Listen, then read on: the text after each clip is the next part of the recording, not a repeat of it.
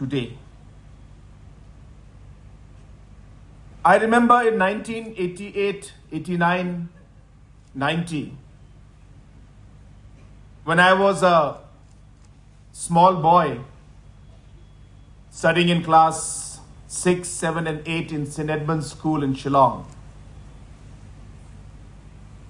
There were many days where I used to go to Bara Bazaar along with my mother and along with our family members and some of the people who were working with us.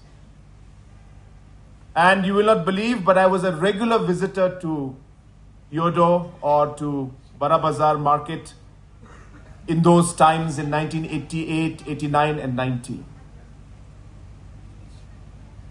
And even after almost close to 35 years,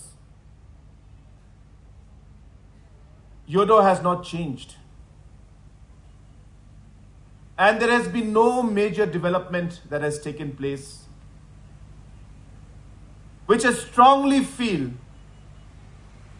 does not go with the overall economic growth story of our nation and of our state. When everybody is moving forward, why isn't Iewduh market and area moving forward?